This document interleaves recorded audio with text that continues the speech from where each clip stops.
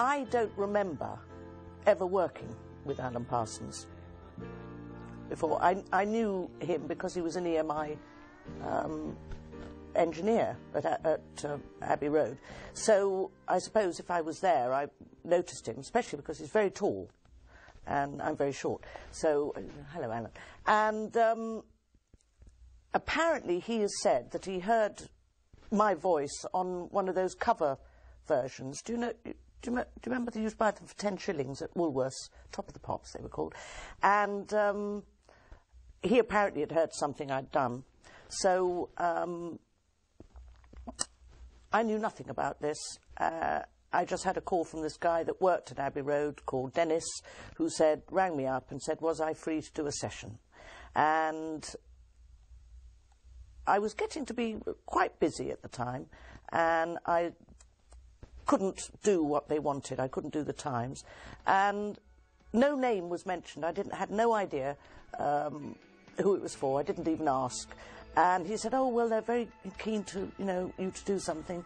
And I said, well, the only time I can do it is the next Sunday in the evening. And so he said, oh, I'll call you back. So he called me back. And I said, oh, who is it? And he said, Pink Floyd. I have to be honest, wasn't a mad, keen fan. So I went up to Abbey Road. I had no idea what it was. Nobody told me. I didn't know whether I was going to walk into the studio. There was going to be a choir, 2 other girls, 3 other girls. No idea. So I walked in with my then boyfriend and went into the control room, and the band were there, and they proceeded to explain to me that they were doing this album. It was nearly finished, and the concept of the album, birth and death and everything else in between, and they played me the backing track, and I said, well, what do you want? Basically, they had no idea. So I thought, oh, fine. When I look back, I was fairly new to this sort of world, and probably quite naive. But anyway, I listened to the track a couple of times, and I personally had no idea what to do or what they wanted.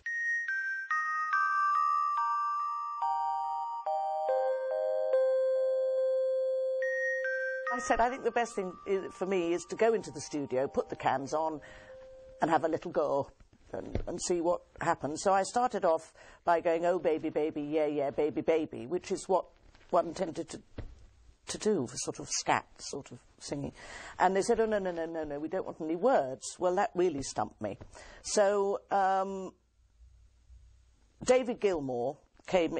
I have to say that he was really the one that directed me. There wasn't a word from anybody else, as far as I can remember. And so David said, would you like me to write out the chord sequence? And I said, no.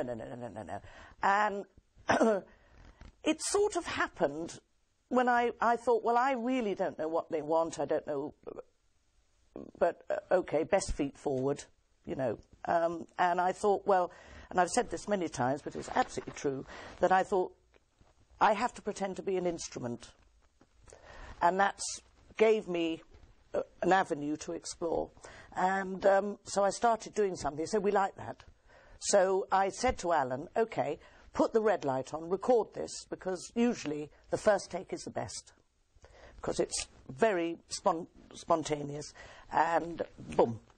And the more you do that sort of thing, it becomes repetitive, and it's not so spontaneous. It becomes contrived, you say.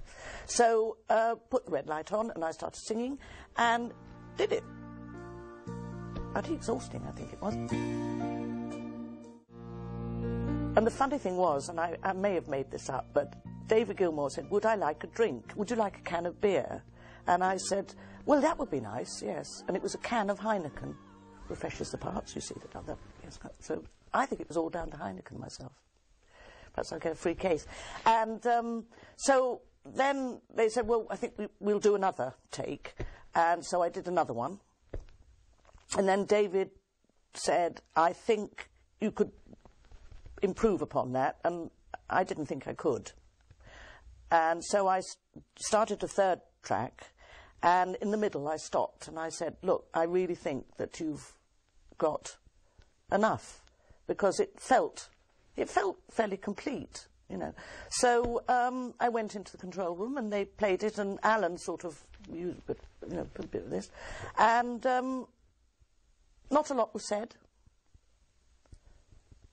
And I said, oh, well, thank you very much, goodbye, and left.